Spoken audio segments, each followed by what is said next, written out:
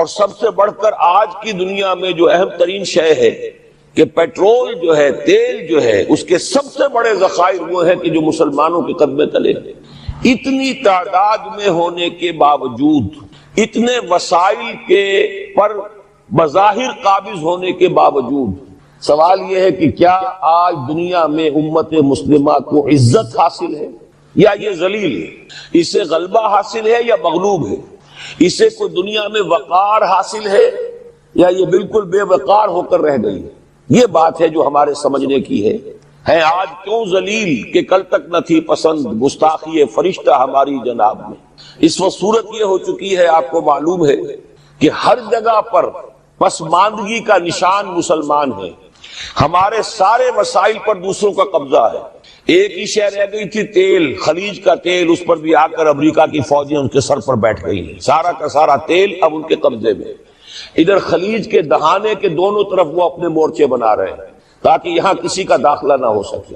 بڑے بڑے جتنے لوگ ہمارے، ان سب کی دولت ان کے پاس ہے۔ کہنے کو تو سلطان اور برونائی دنیا کا امیر ترین آدمی ہے، لیکن دولت ہے کہاں اس کی؟ انویسٹڈ تو وہی ہے، اسی کے بینکوں میں ہے، انہی کی کمپنیوں میں ہے، کسی کے پاس کچھ نہیں ہے۔ سعودی عرب کے کوئی ڈالر ہے تو کہاں ہے؟ جیسے شہنشاہ ایران کا جو اثاثہ تھا، سرمایہ تھا، جو سارا کا سارا انہوں نے جو ہے وہ فریز کر لیا، تو یہ دولت تو ساری وہی ہے۔ کہنے کو ہے کہ آپ کے اکاؤنٹ میں اتنا روپیہ ہے، لیکن سوال یہ ہے کہ وہ اکاؤنٹ فی الواقع کس کے قبضے میں؟ پھر آپ کو معلوم ہے کس طریقے سے مسلمانوں کے ساتھ سلوک ہو رہا ہے۔ ہر جگہ پر جہاں چاہے، جس طرح چاہے انہیں ستا لیں۔ اور ان میں بھی سب سے بڑھ کر جو بات میں آپ سے کہوں گا، آج دنیا میں جتنے بڑے پیمانے پر محمد عربی صلی اللہ علیہ وسلم کی توہین و تذلیل ہوئی ہے، پوری انسانی تاریخ میں نہیں ہوئی۔ رشدی نے کتاب لکھی، بدترین حملے کیے۔ کیا رنگیلا رسول کتاب تھی جو لکھی تھی کسی ہندو نے، جس کو کہ ایک مسلمان نے پھر خنجر گھونپ کر اور ہلاک کر دیا تھا۔ وہ تو کچھ بھی نہیں تھی۔ اس کتاب کو رنگیلا رسول کو 100 سے ضرب دیجئے تو یہ کتاب بنتی ہے، سیٹنک ورسز، اور وہ ملینز نہیں بلینز کی تعداد میں شائع ہوئی۔ اس کے خلاف احتجاج اگر کسی نے کیا ہے تو ان کے اوپر جوتے پڑے ہیں، ان پر ڈنڈے پڑے ہیں۔ پوری مغربی دنیا اس کے پیچھے آ گئی ہے، سپورٹ کیا ہے۔ لے دے کے ایک ملک نکلا ایران، اس نے کم سے کم یہ کہ اس کے قتل کا فتویٰ تو دیا، لیکن کیا کرے، قتل کرنے کی تو نوبت نہیں آئی۔ پورا عالم عیسائیت اس کی پشت بنا ہے، اس کی مدد کر رہا ہے۔ یہ اتنی بڑی توہین محمد رسول اللہ صلی اللہ علیہ وسلم کی اور آپ کی ازواج مطہرات کی، اور یہ بظاہر ایک ایسے شخص کے ہاتھوں جس کا نام مسلمانوں کا سا ہے، اس کا اتنا بڑے پیمانے پر ہونا، اور پھر یہ کہ مسلمان 120 کروڑ ہونے کے باوجود کچھ نہیں کر سکتے۔ میں وہ چیزیں نہیں گنوانا چاہتا کہ 15 لاکھ جو ہیں وہ ہمارے افغان بھائی جو ہیں انہوں نے جانیں دی۔ فائدہ کس کو پہنچا؟ تاحال امریکہ کو، کہ اس کی جو مد مقابل قوت تھی USSR وہ ختم ہو گئی۔ اسی طریقے سے جو کچھ کشمیر میں ہو رہا ہے، ہماری بے ہمیتی، بے غیرتی کا عالم یہ ہے۔ ہم کچھ اندر خانے تھوڑی بہت کو مدد کر کے سمجھتے ہیں کہ ہم نے فرض ادا کر دیا، جبکہ فرض تو یہ ہونا چاہیے تھا کہ ہم براہ راست اعلان کرتے اور انڈیا کو الٹیمیٹم دیتے کہ سٹاپ دس بزنس، یا یہ کہ پھر ہم سے جنگ ہے۔ جنگ کا نتیجہ تو پھر اللہ جس کو چاہے دے گا۔ اگر انسان اللہ تعالیٰ پر اعتماد رکھتا ہو، توکل رکھتا ہو، اپنے موقف کی حقانیت پر بھی اسے یقین ہو، تو کم من فئۃ قلیلۃ غلبت فئۃ کثیرۃ، تاریخ میں ہمیشہ ہوتا آیا ہے کہ چھوٹی قوتیں جو ہیں ان کو غلبہ اللہ نے عطا کیا ہے بڑی قوتوں پر۔ لیکن بے غیرتی کا عالم یہ ہے، بے حمیتی کا عالم یہ ہے۔ زبانی کلامی ہم سے بڑا ہمدرد کوئی نہیں مسلمانان کشمیر کا، جس لیڈر کو دیکھو بڑھ چڑھ کر بیان دے گا، لیکن عملاً ہم کیا کر رہے ہیں؟ یہ ساری صورتحال جو میں نے آپ کو بتائی ہے، ویسے تو اب یہ کہ اگر اس میں ایک خاکہ سا میں نے آپ کے سامنے رکھا ہے، اس میں رنگ بھروں تو ظاہر ہے کہ یہ پورا گھنٹہ اسی میں لگ جائے گا، لیکن جو اس کا اصل لب لباب ہے وہ یہ ہے کہ ہم اپنی جگہ بڑے خوش ہیں کہ ہم امت مرحوم ہیں، ہم تو امت محمد ہیں صلی اللہ علیہ وسلم، ہم تو اللہ کے پیارے ہیں، ہم اللہ کے لاڈلے ہیں، ہمیں اللہ کی شفاعت، ہمیں اللہ کے رسول کی شفاعت بھی ملے گی، جنت تو گویا کہ ہمارا پیدائشی مقام ہے۔ یہ سارے جو بھی ہمارے ذہنوں کے اندر ہیں خیالات، اور یہ جو ہمارے من گھڑت عقائد ہیں، آپ سوچئے کہ جب ہم جو آبجیکٹو کنڈیشنز ہیں، گیون کنڈیشنز ہیں، جو سامنے کے حالات ہیں، ان سے جب تقابل کرتے تو معاملہ بہت مختلف ہے۔ یہ کیوں ہے؟ اصل میں سوال جب تک آپ اپنے سامنے نہیں رکھیں گے اس کا جواب جو ہے اب اس پر غور کیجئے، کیوں ہے؟ کیا اللہ تعالیٰ کو محمد الرسول اللہ کی عزت و حرمت پیاری نہیں ہے؟ کیا محمد الرسول اللہ اللہ کے پیارے نہیں ہیں، حبیب رب العالمین نہیں ہے؟ کیا اللہ تعالیٰ کو کفار سے زیادہ محبت ہے؟ کیا وجہ ہے رحمتیں ہیں تیری اغیار کے کاشانوں پر اور برف گرتی ہے تو بیچارے مسلمانوں پر؟ سائنس میں وہ آگے ہیں، مالیات پر ان کا شکنجہ کسا ہوا ہے پوری دنیا پر، تہذیب ان کی ہے، تمدن ان کا ہے، ہم تو ان کے کیمپ فالوورز ہیں، نقش قدم پر چل رہے ہیں، ہم تو ان کی صرف یہ کہ نقالی کر رہے ہیں۔ تو سوچئے وجہ کیا ہے؟ کیا اللہ کو کفر زیادہ پسند ہے اسلام سے؟ کیا اللہ کو محمد الرسول اللہ صلی اللہ علیہ وسلم کی عزت و حرمت کا کوئی خیال نہیں؟ سوچنے کی بات ہے۔ ظاہر بات ہے کہ ان سوالات کا جواب تو ہاں میں آپ نہیں دے سکتے، یقیناً ایسا نہیں ہے۔ بہرحال وہ کافر ہیں، وہ اللہ کو نہیں مانتے، اللہ کے رسول کو نہیں مانتے، چلیے اللہ کو کسی نام سے مان لیا، گاڈ کہہ دیا، لیکن اللہ کے رسول کو تو نہیں مانتے۔ ایمان کا سارا دار و مدار تو رسالت پر ہے، اللہ کے اس کلام کو تو نہیں مانتے، اور اس کے باوجود ان کے لیے عزت ہے، رحمتیں ہیں تیری اغیار کے کاشانوں پر، برف گرتی ہے تو بیچارے مسلمانوں پر۔ یہ ایک لمحہ فکریہ ہے، یہ سوچنے کی بات ہے کہ ایسا کیوں ہے۔ اس کا جو جواب میں یا بنی اسرائیل اذکروا نعمتی التی انعمت علیکم واوفوا بعہدی اوف بعہدکم وایای فارہبون۔ بنی اسرائیل، چونکہ یہ لفظ پہلی مرتبہ قرآن مجید میں آ رہا ہے تو یہاں تھوڑی سی وضاحت کرنی ہوگی۔ ابن جو عربی میں بیٹے کے لیے آتا ہے ابن، اس میں جو شروع کا حمزہ ہے یہ در حقیقت اضافی ہے، اصل لفظ جو ہے بے نون پر مشتمل ہے، اسی لیے اس کی جمع سالم آتی ہے بنون۔ قرآن مجید میں المال والبنون زینت الحیات الدنیا، تو یہ جو اس کی جمع سالم ہے وہ در حقیقت بنون ہے، اور پھر اس کی حالت نسبی اور حالت جری بنین ہوگا، اور جب یہ مضاف بن جائے گا تو اس کا وہ نون گر جائے گا، تو اے بنی اسرائیل، اے اسرائیل کی اولاد۔ لفظی ترجمہ ہوگا اے اسرائیل کے بیٹوں، لیکن یہ کہ مراد اولاد ہے، اس میں برسبیل تغلیب اگرچہ خطاب مردوں سے ہو رہا ہے جیسے کہ قرآن مجید میں اکثر و بیشتر ہے، لیکن یہ کہ اس میں خواتین بھی شامل ہیں۔ تو یا بنی اسرائیل، اے اسرائیل کے بیٹوں، اسرائیل سے مراد کیا ہے؟ اس پر اتفاق ہے، اجماع ہے، حضرت یعقوب کا یہ لقب ہے۔ البتہ یہ لفظ بنا ہے اسر اور ایل دو سے مل کر۔ ایل کا لفظ جو ہے وہ عبرانی زبان میں الہ کے لیے ہے، الہ اور ایل ویسے بھی قریب قریب ہیں، اسی لیے تمام فرشتوں کے نام جبرائیل، میکائیل، اسرائیل، یہ تمام الفاظ کے ساتھ جو ایل آتا ہے یہ در حق اسماعیل بھی سما اور ایل، چونکہ حضرت ابراہیم علیہ السلام نے دعا کی تھی پروردگار بیٹا عطا فرما، اس اعتبار سے جب اللہ تعالیٰ نے بیٹا عطا فرمایا تو اسماعیل نام رکھا، یعنی اللہ نے سن لیا۔ جیسے ہمارے ہاں دیہات میں یہ خاص طور پہ جانگلی علاقہ جو کہلاتا ہے، اللہ ڈوایا، اللہ سنیا، یعنی یہ اللہ نے جس کے بارے میں ہماری دعا سنی اور ہماری استدعا کو قبول فرمایا، تو یہ گویا کہ اسماعیل کے معنی یہ ہے۔ تو اسرائیل جو ہے اسر اور ایل سے مل کر بنا ہے۔ عبرانی اور عربی زبان کے بارے میں یہ اختلاف ہے، ایک رائے تو یہ ہے کہ ماں بیٹی کا رشتہ ہے، عربی زبان عبرانی سے نکلی ہوئی، لیکن زیادہ اکثر محققین کی رائے یہ ہے کہ یہ دونوں بہنیں ہیں، کوئی اور کامن زبان تھی سیمیٹک لینگویج ابتدائی جس سے کہ یہ دونوں زبانیں پھر وجود میں آئی ہیں، گویا کہ ان کے درمیان رشتہ جو ہے وہ بہنیں ہونے کا ہے، ماں اور بیٹی کا نہیں ہے، لیکن ظاہر بات ہے کہ مشابہت اور ان کے اندر جو ہے قرب جو ہے اور مناسبت وہ بہت نمایاں ہے۔ اسر کے دو ترجمے کیے ہیں، یہودی علماء تو اس پر بہت زیادہ جزم کے ساتھ قائم ہے کہ اسر سے مراد ہے بطن، یعنی رجل عظیم، جواں مرد، بہت باہمت انسان، اس لیے کہ ان کے ہاں یہ عقیدہ ہے اور بڑی تحریف جو ہوئی ہے تورات میں، اس میں ایسی ایسی باتیں بھی ہیں۔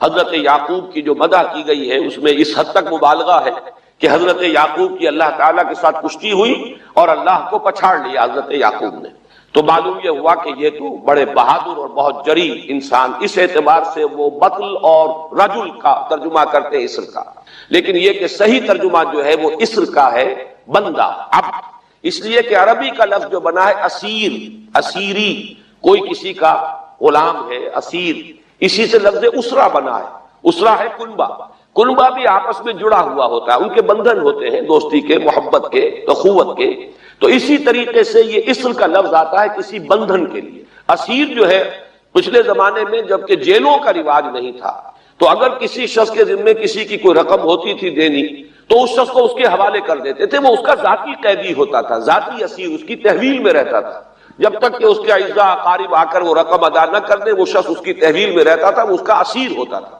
اس اعتبار سے غلام کے معنی میں یہ لفظ جو ہے مستعمل ہے، تو اسرائیل کا ترجمہ ہوگا عبداللہ۔ اذان تو میں عرض کر رہا تھا کہ اسرائیل کا ترجمہ ہوا عبداللہ، گویا کہ اب تک ہم نے یا بنی اسرائیل کا ترجمہ کیا اے اللہ کے بندے کی اولاد، مراد ہے حضرت یعقوب علیہ الصلوۃ والسلام۔ حضرت یعقوب حضرت اسحاق کے بیٹے ہیں، حضرت اسحاق حضرت ابراہیم علیہ السلام کے دوسرے بیٹے ہیں۔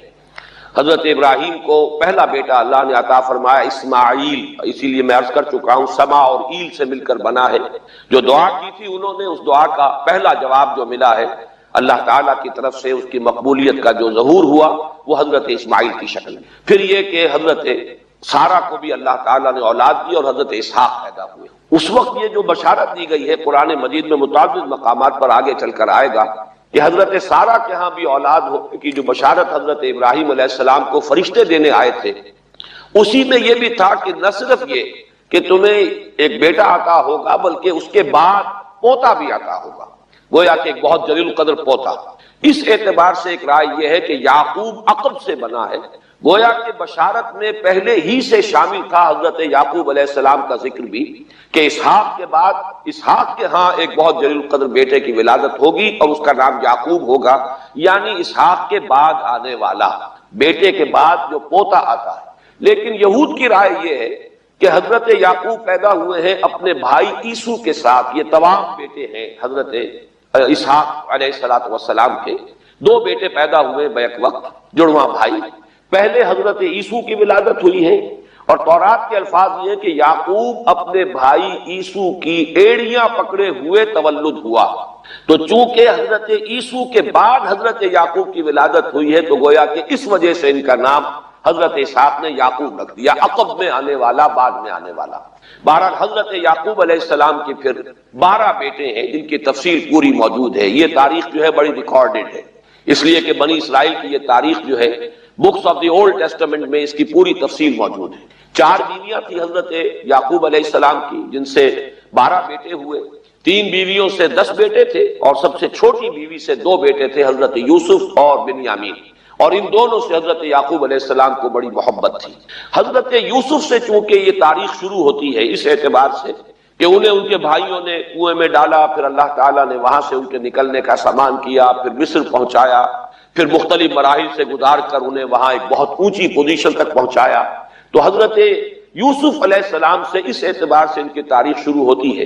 1906 قبل مسیح میں حضرت یوسف علیہ السلام کی پیدائش ہے، جہاں تک صحیح اندازہ کیا جا سکا ہے۔ یوں سمجھئے کہ آج سے تقریباً 4000 سال قبل یہ حضرت یوسف کی پیدائش ہے، اور حضرت یوسف پڑ پوتے ہیں حضرت ابراہیم کے۔ ان میں اگر آپ 200-250 سال کا اور اضافہ کریں تو آج سے کوئی 4,2500 سال قبل کی شخصیت بنتے ہیں حضرت ابراہیم علیہ السلام۔ حضرت یوسف کے زمانے میں پھر جیسے کہ وہ تفصیل سورہ یوسف میں آئے گی، یہ پورا خاندان آ کر کنعان میں تھے لیکن وہاں سے آ کر مصر میں آباد ہو گئے۔ مصر میں ان کا بڑا اعزاز ہوا، اکرام ہوا۔ اس کے خاص حالات تھے کہ مصر میں اس وقت جو بادشاہت تھی وہ اصل مصر کے لوگوں کی نہیں تھی، بلکہ یہ بھی سیمیٹک لوگ تھے جو جا کر جنہوں نے عراق وغیرہ کے علاقے سے ہی جا کر انہوں نے فتح کیا تھا مصر کو، لہذا انہیں فرعون نہیں کہا گیا قرآن مجید میں، وہ فراعنہ کا خاندان نہیں ہے بلکہ وہ تاریخ میں ہکسوس کنگز کہلاتے ہیں۔ تاریخ مصر میں وہ 15واں خاندان کہلاتا ہے وہاں کے بادشاہوں کا، 15th ڈائنیسٹی، اور یہ چونکہ لوکل نہیں تھا اس لیے ان کو فرعون نہیں کہا جائے گا بلکہ یہ ہکسوس کنگز چرواہے بادشاہ تھے کہ جو عرب کے ان علاقوں سے آئے تھے جزیرہ نما سے، اور وہاں سے وہ چرواہے تھے، ان کا تو پیشہ ظاہر بات ہے صحرا میں کیا ہوتا ہے بھیڑیں بکریاں پالنا، لیکن انہوں نے آ کر مصر کو فتح کیا، وہاں ان کی بادشاہت ہو گئی۔ محسوس ایسا ہوتا ہے کہ ایک سیاسی پہلو موجود تھا، وہ جو بادشاہ مصر نے جس طریقے سے اعزاز کیا ہے حضرت یوسف علیہ السلام کا، پھر جو اختیار دیا، جو اقتدار دیا، جو ان کو حیثیت دی، پھر انہیں اجازت دی کہ اپنے پورے خاندان کو بلا لیں، اور پھر مصر کا بہترین جو زرخیز ترین علاقہ تھا وہ انہیں عطا کر دیا کہ یہاں آباد ہو جاؤ، جشن کا علاقہ، یا گوشن بھی کہتے ہیں، جشن بھی کہتے ہیں۔ یہ جو نائل کا ڈیلٹا ہے کہ جو جا کر آپ کو معلوم ہے کہ دریا جو ہے جب بہت سی شاخوں میں تقسیم ہو جاتے ہیں سمندر میں گرنے سے قبل، تو وہ ڈیلٹا جو ہے زرخیز ترین علاقہ ہوتا ہے. آرٹیفیشل اریگیشن کے اور نظام تو تھے نہیں. جہاں دریا ہی چھوٹی چھوٹی نہروں کی شکل اختیار کر لے وہاں گویا کہ وہ فطری طور پر جو ہے بڑے وسیع رقبے کے اندر اریگیشن ہو سکتی ہے. تو اس ڈیلٹا کے علاقے میں بہترین علاقہ ان کو دیا گیا، وہاں آباد ہو جاؤ. وہاں یہ رہے ہیں گویا کہ پیرزادوں کی حیثیت. ابھی ان کے پاس کوئی شریعت نہیں، ابھی کوئی کتاب نہیں ملی، ابھی صرف یہ ایک خاندان ہے، حضرت ابراہیم کی نسل کا ایک خاندان ہے. اس لیے کہ حضرت ابراہیم کی نسل میں حضرت اسماعیل کی نسل ہے کہ جو عرب میں آباد ہو چکی، ان کی نسل میں پھر حضرت اسحاق کے بیٹوں میں سے بھی عیسو کی نسل وہ اور جگہ پر آباد ہو چکی. اس اعتبار سے یوں نہ سمجھیے کہ نسل ابراہیم صرف ان پر مشتمل ہے. اسی طرح بنی قطورہ تیسری جو آپ کی اہلیہ تھی ان کی اولاد بھی، تو گویا کہ یہ بہت وسیع حلقہ ہے جو اولاد ابراہیم کا ہے. تو اولاد ابراہیم میں سے ایک شاخ ہے جو آ کر، یعنی حضرت یعقوب کے 12 بیٹے اور حضرت یعقوب بھی آ کر یہاں آباد ہو گئے، اور یہاں پھر یہ کچھ عرصے تک تقریباً 100-150 برس تک تو بڑے عیش میں رہے. یہ تقریباً یوں سمجھیے کہ 1850 قبل مسیح میں ان کا داخلہ ہوا ہے مصر کے اندر، اور وہاں پر 150 برس جو ہیں انہوں نے بڑے عیش میں گزارے ہیں. یہ پیرزادے تھے اس لیے کہ بادشاہ معتقد ہو چکا تھا حضرت یوسف علیہ السلام کا، اگرچہ یہ تو ثابت نہیں ہوتا کہ وہ ایمان لایا ہو حضرت یوسف علیہ السلام پر، اس کا کوئی ثبوت نہیں، لیکن معتقد تھا. اور ان کی نیکی کا، پارسائی کا، شرافت کا، ذہانت کا، صلاحیتوں کا اعتراف پوری قوم کو تھا. جس طریقے سے کہ انہوں نے اس ملک کی جو نیا ہے اس کو جس طرح پار لگایا ہے، وہ شدید ترین قحط کا جو ایک دور آیا اس میں سے، اور جتنا بہترین انتظام کیا اس کی بنا پر ان کی صلاحیتوں کے سب معترف تھے. تو وہ 130 برس کی عمر میں غالباً ان کا انتقال ہوا ہے، اور 80 برس تک انہوں نے مصر پر گویا کہ جو سب سے زیادہ با اختیار شخص وہاں تھا بادشاہ کے بعد، بادشاہ اپنی جگہ پر تھا لیکن یہ کہ جو بادشاہ کے بعد سب سے زیادہ با اختیار شخصیت تھی وہ حضرت یوسف کی تھی 80 برس تک. اور اس عرصے میں، اور پھر یہ 150 برس جو میں نے عرض کیا ہے کہ اس میں یہ خوب پھلے پھولے، ان کی اولاد جو ہے وہ کثرت کے ساتھ پھیلی. لیکن اس کے بعد وہاں پھر ایک انقلاب آیا. اس انقلاب کو آپ کہیں گے جیسے کہ مختلف ممالک میں آتا ہے، اب سنز آف دی سوائل جو اس ملک کے رہنے والے تھے، اصل آبادی قبطیوں کی، انہوں نے بغاوت کی اور ہکسوس کنگز کو نکال دیا. وہ خاندان ختم ہو گیا. جب وہ چلے گئے تو جو ہکسوس کنگز کے یہ گویا کہ بہت ہی منظور نظر تھے اور یہ مراعات یافتہ طبقہ تھا بنی اسرائیل کا، حضرت یعقوب کی اولاد کا، اب ان پر عتاب شروع ہوا، اب ان کا زوال آیا. تو یوں سمجھیے کہ تقریباً 400 برس اس کے بعد ان کے بڑی ہی شدت کے اور بڑی سخت غلامی کے، رفتہ رفتہ اس میں شدت پیدا ہوتی گئی ہے. لیکن یہ ہے کہ یہ 400 برس اس لیے کہ پھر 1300 قبل مسیح میں 550 برس بعد پھر ان کا ایکسوڈس ہوا ہے مصر سے، جب حضرت موسیٰ علیہ السلام کو اللہ تعالیٰ نے مبعوث فرمایا. پھر حضرت موسیٰ علیہ السلام ان کی نجات کا ذریعہ بنے، اور پھر مصر سے لے کر وہ انہیں نکلے ہیں. معجزانہ انداز میں ہی سمندر کو پھاڑ کر ان کے لیے اللہ نے راستہ بنایا ہے. قدم قدم پر معجزوں سے ان کی تائید کی ہے. کھانے پینے کے لیے صحرائے تیہ میں کچھ نہیں تھا تو من و سلوہ دیا ہے. پانی پینے کے لیے نہیں تھا تو ایک ضرب سے چٹان میں سے 12 چشمے جو ہے اللہ تعالیٰ نے بہا دیے کہ 12 قبیلے ہیں آپس میں لڑے نہ، کہیں پانی پینے پلانے پہ جھگڑا اور کہیں گھوڑا آگے بڑھانے پہ جھگڑا. قبائلی زندگی میں یہ بڑا سینسیٹیو ایشو ہوتا ہے. لہذا قد علم کل اناس مشربہم، ہر قبیلے کے لیے ایک گھاٹ معین ہو گیا، تمہارا چشمہ یہ ہے، تمہارا چشمہ یہ ہے. ایک ضرب سے 12 چشمے پھوٹ گئے. پھر انہیں وہاں کوہ طور کے قریب پڑاؤ ڈال کر ان کو وہاں چھوڑ کر حضرت موسیٰ علیہ السلام جو ہے اللہ تعالیٰ کی طلبی پر کوہ طور پر گئے ہیں، وہاں تورات عطا ہوئی. تو تورات کے عطا کیے جانے کے بعد اب سمجھیے کہ اب ان کی حیثیت ایک امت کی بن گئی، کتاب پر امت کی تشکیل ہوئی. یہ امت مسلمہ قرآن مجید کی بنیاد پر امت ہے. جب یہ کتاب دی گئی ہے اس کی بنیاد پر ایک شریعت دی گئی ہے، کتاب دی گئی ہے، کتاب ہدایت ہے، تو اس نے امت کی شکل اختیار کی. یہی وجہ ہے کہ لفظ امت جو ہے قرآن مجید میں صرف مکی صورتوں کے اندر، مدنی صورتوں میں استعمال ہوا ہے. کنتم خیر امت اخرجت للناس سورہ آل عمران میں، کذالک جعلناکم امۃ وسطا لتکونوا شہداء علی الناس ویکون الرسول علیکم شہیدا، یہ سورہ بقرہ میں آگے چل کر آ جائے گا. تو اصل میں جیسے تشکیل امت جو ہوئی ہے وہ در حقیقت مدنی دور میں آ کر ہوئی ہے جبکہ شریعت عطا کی جا رہی ہے. اسی طریقے سے یہ ایک خاندان تھا حضرت ابراہیم کی نسل کی ایک شاخ، اس نے امت کی حیثیت اختیار کی ہے. جبکہ صحرائے تیہ میں جب ان کا قیام تھا اور اس صحرائے سینا میں اور وہاں پر پھر حضرت موسیٰ علیہ السلام کو تورات دی گئی اور شریعت دی گئی. تب سے یہ امت ہے، اور یہ ہے 1300 قبل مسیح. 610 عیسوی میں، اب سمجھیے 1300 وہ جمع کیجئے، 610 یہ جمع کیجئے، 1910 برس بعد پھر حضور صلی اللہ علیہ وسلم پر قرآن مجید کی وحی کا آغاز ہوا، اور 622 میں حضور نے ہجرت فرمائی، اور اس کے بھی کوئی 2 سال یا 1 سال کے بعد جو ہے یہ آیات نازل ہو رہی ہیں جو ہم اس وقت پڑھ رہے ہیں. تو یہ سارا جو ہے تاریخی پس منظر ذہن میں رکھیے کہ یہ تقریباً 2000 برس کی تاریخ جو ہے ان کی بحیثیت امت. ویسے تو ان کی تاریخ اگر شروع کریں گے بنی اسرائیل تو حضرت یعقوب سے شروع ہونی چاہیے، اور وہ اس سے زیادہ ہو جائے گی طویل، لیکن در حقیقت امت کی حیثیت سے ان کی تاریخ 2000 برس کی شمار ہوگی کہ 1300 قبل مسیح میں جب ہجرت کی ہے حضرت موسیٰ علیہ السلام نے اپنی قوم کو لے کر مصر سے، اور جب صحرائے سینا میں آئے ہیں، سینائی پیننسولا میں، اور پھر کتاب ملی ہے، تورات عطا کی گئی، شریعت عطا کی گئی، تب سے اس کا امت کی حیثیت سے آغاز ہوا. ایک بات اور نوٹ کر لیجئے، ان کو امت مسلمہ کیوں نہیں کہا گیا؟ اس کے لیے اس کا ایک سبب ہے. در حقیقت امت مسلمہ کا لفظ یا خیر امت یا امت کا لفظ جو ہے اس موجودہ امت کے لیے اس لیے استعمال کیا گیا ہے کہ یہ امت کسی ایک نسل پر مشتمل نہیں. یہ امیین اس کے نیوکلیس ہے، لیکن یہ کہ ہر نسل کے لوگ اس میں آ کر شامل ہوئے ہیں، ہر قوم جو ہے اس میں آ گئی ہے، اس لیے اس کا نام جو ہے وہ صفاتی ہے، امت مسلمہ.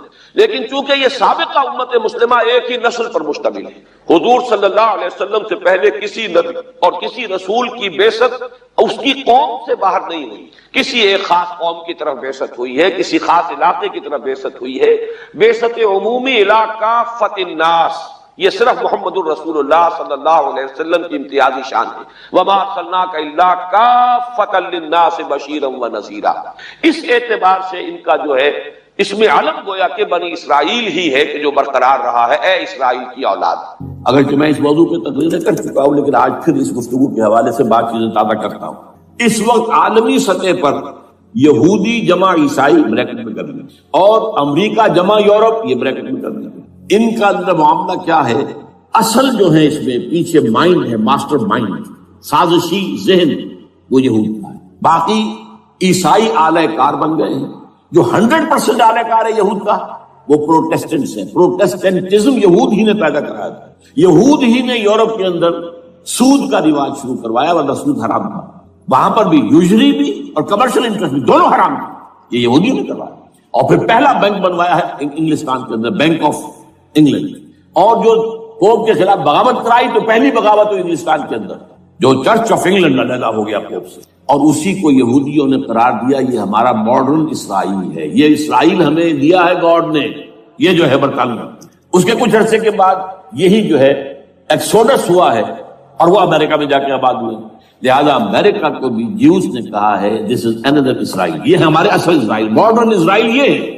اس لیے کہ جو انہیں وہاں پر اقتدار حاصل ہوا ہے، جو قوت حاصل ہوئی ہے، جس قدر دولت انہوں نے وہاں جمع کی ہے، وہاں کے جس طریقے سے جکڑ لیا ہے حکومتوں کو، فرنگ کی رگے جہاں پنجائے یہود میں. ٹھیک 100 سال پہلے علامہ اقبال یہ مشاہدہ کر کے آ گئے تھے یورپ میں، اور کون دیکھنے والا تھا کہ وہاں کیا ہو رہا ہے، بیہائنڈ دی سین کیا ہے، سامنے کیا ہے، پردے کے پیچھے کیا ہے. فرنگ کی رگے جہاں پنجائے یہود میں. اس وقت فرنگ کا امام تھا برطانیہ، یہ وہ سلطنت تھی جس پر سورج کبھی غروب نہیں ہوتا تھا. آج وہ فرنگ کا امام امریکہ، افغان، یہ برطانیہ. تو اب وہ جو ایک نظم ہے کہ بچپن میں پڑھی تھی، London bridge is going down going down going down, اس کی مثال ہے. برطانیہ کی کوئی حیثیت ہی نہیں، ورلڈ پاور کی حیثیت نہیں ہے، وہ تو چھوٹا بھائی اس نے بنا رکھا امریکہ نے اپنا. تو اس حیثیت سے جو ہے اس کی کوئی حیثیت ہے، ورنہ کوئی اور حیثیت نہیں.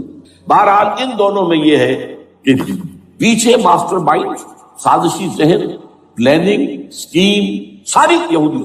اعلی کار امریکہ سب سے بڑھ کر، اس کے بعد برطانیہ. اور اس میں اصل پروٹیسٹنٹس، ان میں بیپٹسٹ، ان میں اس سے بھی آگے بڑھ کر ایونجلسٹ، جن کو کہتے ہیں بورن اگین کرسچنس، جن کو کہتے ہیں نیو کنزرویٹو کرسچنس. یہ تمام اصطلاحات آپ اخبارات میں پڑھتے ہوں گے، ان کو گروپ کرنا.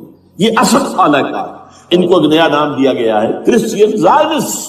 ایک یہودی زائنسٹ ہیں، سارے یہودی زائنسٹ نہیں ہیں، بہت سے یہودی ہیں جو یہ زائنسٹ کے مخالف ہیں. چنانچہ میری ہوسٹن میں ملاقات ہوئی تھی ڈاکٹر وشو براڈ، بہت بڑا پروفیسر ایمیریٹس یہودی. لیکن یہ کہ اس نے کہا، بڑے اجتماع میں کہا، ہمارا اجلاس تھا وہاں پر، ہم نے یہ جو ہے بلایا تھا ایک یہودی، ایک عیسائی اور ایک مسلمان، تینوں جو ہیں وہ تقریریں کریں. نے کہا تھا کہ وی آر ناٹ سپورٹنگ اسرائیل. اس نے وہ عیسائی جو آیا ہوا تھا پروفیسر، اس نے they are supporting Israel, we are not supporting Israel. اسی طرح میری جو ہوئی تھی round table conference, round table, اس میں ایک یہودی پروفیسر تھے، وہ ہسٹری کے پروفیسر، میں نام بھول رہا ہوں ان کا. انہوں نے کہا آئی ایم اینٹی زائنسٹ، میں زائنسٹ کے خلاف ہوں. تو زائنسٹ جو ہے اصل میں ایک سیکولر یہودیوں کی تحریک ہے، اور اس کے سب سے بڑے سپورٹرز کرسچن زائنسٹ وہ امریکہ میں بیٹھے ہوئے. یہ ہے صورتحال.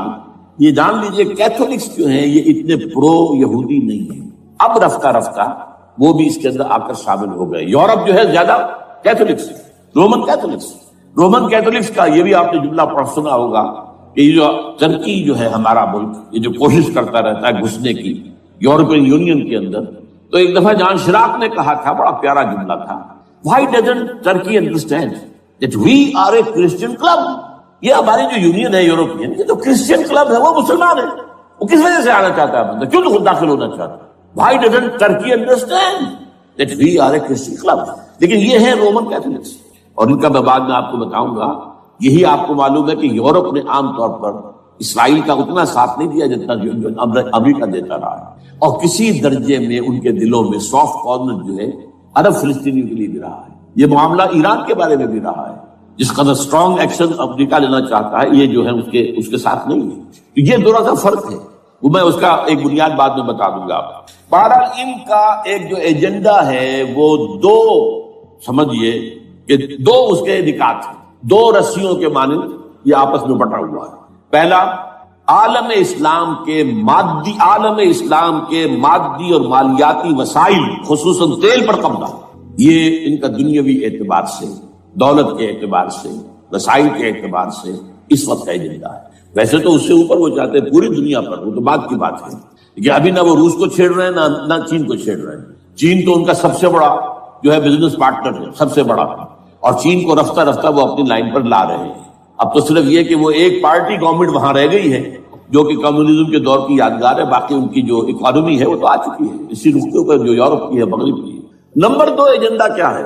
دنیا میں کہیں بھی اسلام کے بحیثیت ایک نظام زندگی ظاہر ہونے کا کوئی موقع نہیں دینا. We have to nip the evil in the bud at any cost. یہ ان کے ایجنڈے کا دوسرا بڑا ہے. یہ دو انٹرٹوائنڈ، جیسے آپ لڑیوں کو بٹ دے کر رسی بناتے ہیں، ایسے یہ دو لڑیے ہیں. اسلام کا پولیٹیکل سوشو اکنامک سسٹم کہیں نہ آ جائے، ہو نہ جائے آشکارا شر پیغمبر کا. یہ ابلیس نے کنکلوڈ کیا، وہ جو ابلیس کی مجلس شورا ہے، ہو نہ جائے آشکارا شر پیغمبر. کہیں ایسا نہ ہو کہ پیغمبر کی شریعت دنیا کے سامنے آ جائے، پیغمبر کا نظام آ جائے. الحذر، آئین پیغمبر سے 100 بار الحذر. حافظ ناموس زن، مرد آزما مرد آفری، یہ معاشرت کی نظام ہو گیا. موت کا پیغام ہر نوع غلامی کے لیے، نہ کوئی فخور و خاکہ نہ گدائے رہنسی، یہ سیاسی نظام آ گیا. اور کرتا ہے دولت کو ہر آلودگی سے پاک و صاف. منعموں کو مال و دولت کا بناتا ہے امین. تم دولت کے امین و مالک نہیں ہو. اور اس سے بڑھ کر اور کیا فکر و عمل کا انقلاب. بادشاہوں کی نہیں، اللہ کی ہے یہ زمین. ان الارض للہ. یہ نظام کہیں نہ آ جائے، یہ ہے جس میں کہ وہ خطرہ محسوس کر رہا تھا. اور اس کے بعد یہ کہتے ہیں یہ تو تھا عصر حاضر کے تقاضے، لیکن یہ کہ صورتحال کیا ہے؟ ہو نہ جائے آشکارا شر پیغمبر کہیں ہے. یہی یہ معاملہ اس طرح رکھو کہ خود مومن ہے محروم یقین. یہ غنیمت ہے کہ خود مومن ہے محروم یقین. ہمیں اگر کوئی سہارا ملتا ہے تو اس سے کہ مومنوں کو بھی، نام نہاد مسلمانوں کو بھی اپنے اس نظام پر یقین، وہ نماز پر یقین رکھتے ہیں، روزے پر رکھتے ہیں، زکوٰۃ کو بھی جو بھی اللہ تعالیٰ نے جس کو توفیق دیتا ہے، حج کرتے ہیں، عمرے کرتے ہیں، یہ ہے سب.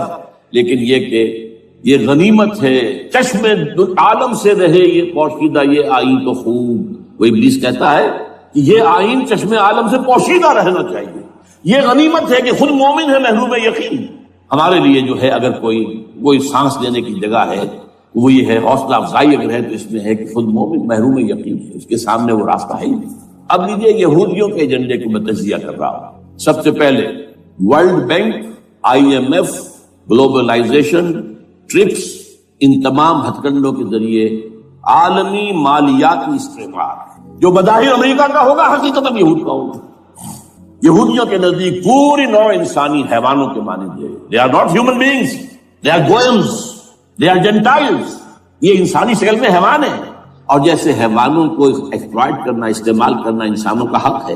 گھوڑے کو آپ باندھتے رہے ہیں نا ٹانگے کے آگے، اور بیلوں سے آپ ہل جتواتے رہے ہیں، تو جیسے یہ حق ہے ایسے ہمارا حق ہے پوری دنیا کے جو ہے وسائل ان کو کھینچے. ہاں جیسے گھوڑے اور بیل کو بھی کچھ نہ کچھ دانا تو ڈالنا پڑتا ہے، چارہ تو دینا پڑتا ہے، تو ان کو بھی کچھ دو. یہ پوری نوع انسانی ورکرز بن کر رہ جائے، حیوان بن جائیں، بالکل شہوت کے غلام بنا دو انہیں، اخلاقی اقدار کا بیڑا غرق کر دو، خاندانی نظام کو تہوبارہ کر دو. یہ باقاعدہ جو protocols of the elders of the Zion سب میں موجود ہے لکھا ہوا، جو 1897 میں انہوں نے پاس کیا اپنا پروگرام. بیسل سوئٹزرلینڈ کا ایک شہر ہے. Protocols of the elders of the Zion, ان کو حیوان بنا دو، بس حیوانوں سے کام لیتے رہو. ہاں ان کی کمائی کا کچھ حصہ ان کے لیے چھوڑ دو، وہ بھی زندہ رہیں، وہ بھی آخر کام کیسے کریں گے، اور اصل جو ہے ملائی کھینچ دو اپنے اس نظام کے ذریعے سے. World bank, I M F, stock exchange, TRIPS, globalisation, اس کے ذریعے سے عالمی مالیاتی استعمار. نمبر 2 ایک ہے ان کا ایجنڈا، یہ تو عالمی ہے. دوسرا ایجنڈا کیا ہے؟ وہ لوکل ہے. وہ کیا ہے؟ گریٹر اسرائیل کا قیام، جس میں مصر کا سارا زرخیز علاقہ شامل ہوگا، جو ڈیلٹا کا علاقہ کہلاتا ہے اس کا، جہاں کے اس وقت کے بادشاہ نے، حضرت یوسف علیہ السلام کے زمانے کے بادشاہ نے، وہ فرعونہ کے خاندان میں سے نہیں تھا، وہ عرب تھا. عربوں ہی سے کسی وقت کوئی قوم آئی تھی جو کہ مصر پر قابض ہو گئی تھی. اس نے حضرت یوسف کے خاندان کو لا کے وہاں آباد کیا. بہترین جشن کا علاقہ کہلاتا ہے، بہترین. وہ کہتے ہیں ہمارا ہے، ہم رہے وہاں پر کئی 100 برس تک رہے. عراق ہمارا ہے، وہاں ہمیں قید میں رکھا گیا، نبوکدنضر دے گیا تھا. عرب کا شمالی حصہ جو ہمارا ہے، وہاں خیبر میں یہودی قلعے تھے، اور وہاں مدینے کے اندر جو ہے 3 قبیلے یہودی تھے جنہیں محمد نے صلی اللہ علیہ وسلم نے وہاں سے نکال پار کیا تھا. جارڈن یہ ترکی کا بھی کچھ حصہ ہمارا ہے. باقی پورا لبنان اور پورا فلسطین، یہ سب اس کے اوپر بنے گا ایک greater Israel. This is there local agenda. اور اس کے لیے ضروری ہے ایک بہت بڑی جنگ. ایسے آسانی سے نہیں ہو جائے گا. آرمگیڈون، جس کو حضور نے فرمایا الملحمۃ العظمیٰ، الملحمۃ الکبریٰ، بہت بڑی جنگ، جس کی خوفناکی اور تباہ ناکی کا اندازہ اس سے کیجئے. حضور فرماتے ہیں کہ اگر ایک باپ کے 100 بیٹے یا ایک دادا کے 100 پوتے ہوں گے تو ان میں سے 99 ختم ہو جائیں گے، ایک بچے گا.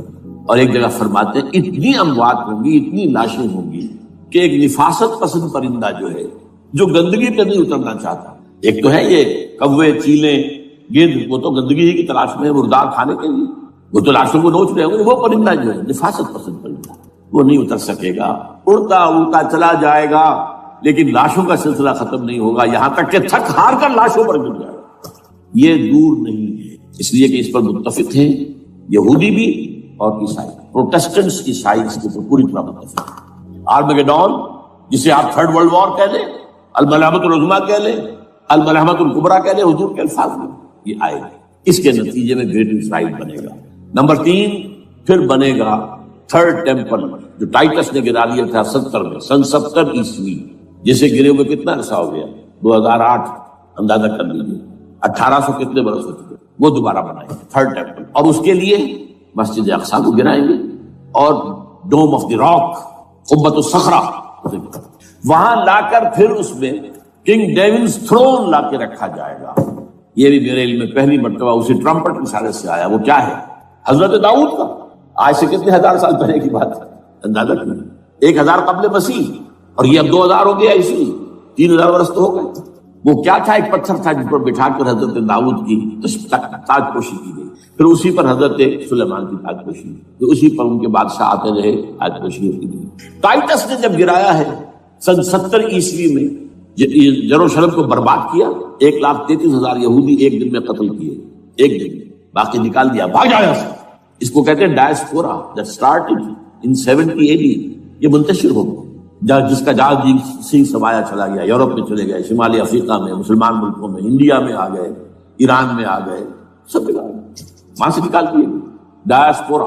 بہرحال وہاں سے وہ ٹائٹس وہ پتھر لے گیا، وہ روم میں لے گیا، روم سے کسی طرح وہ آئرلینڈ پہنچ گیا. آئرلینڈ پیور کیتھولک ملک ہے، آپ کو معلوم ہے، اور وہاں پر پروٹیسٹنٹس کی اور کیتھولکس کی جنگیں ہوتی رہتی ہیں. کبھی بھی شیعہ سنی مسلمانوں کی اس طور سے خانہ جنگی نہیں ہوئی ہے جیسے کہ وہاں ان دو عیسائیوں میں کیتھولکس اور پروٹیسٹنٹس میں ہوتی ہے. وہ رومن کیتھولک ملک ہے.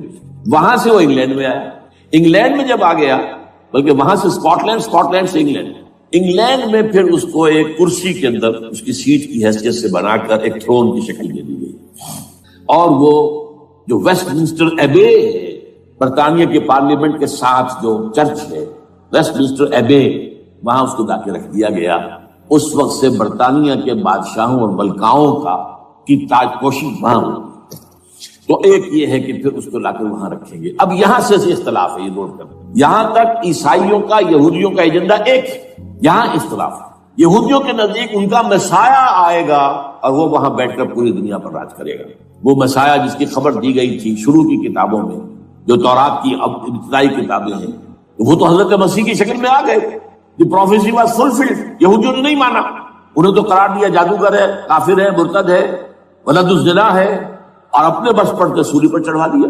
وہ دوسری بات ہے، اللہ نے کیا کیا وہ ایک علیحدہ مسئلہ ہے۔ چنانچہ یہ کہ دی سچویشن از ویکنٹ، وہ مسیحا کی جگہ ابھی باقی ہے ان کی، and they are waiting for ہم۔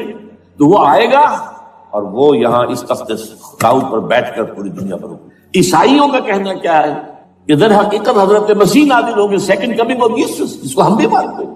اگر کہ ہوگا کیسے، حالات و واقعات کا کیا ہمارے نزدیک رنگ ہے وہ کچھ مختلف ہے، وہ میں اس کو بیان نہیں کر سکتا۔ حضرت مسیح علیہ السلام پھر اس تخت پر بیٹھیں گے ان کے عیسائیوں کے مطابق۔ چنانچہ پوپ جو مر گیا ہے پال سیکنڈ، اس کو یہ ٹرمپٹ والے کہتے ہیں شیطان، اور ان کا کہنا یہ ہے کہ اس شیطان نے the old ancient Holy Roman Empire کو ریوائیو کیا ہے یونائٹڈ یورپ بنا کر، اور ان کا مقصد کیا ہے کہ یہ فلسطین میں ایک رومن کیتھولک حکومت قائم کرنا چاہتے ہیں۔ یہودی اپنی حکومت چاہتے ہیں جو ہے، اور وہ اپنی حکومت چاہتے ہیں، یہ ان کا کہنا ہے۔ یہ میں نہیں جانتا کہ اس میں کس حد تک ان ایک دوسرے پر الزام درست ہے، لیکن جیسے کہ آپ کو معلوم ہے کہ انڈونیشیا کے اندر بھی ہوا تھا، ایک جزیرے کو تقسیم کر دیا، ایک حصہ جو ہے اس کا وہ رومن کیتھولک ریاست بن گیا۔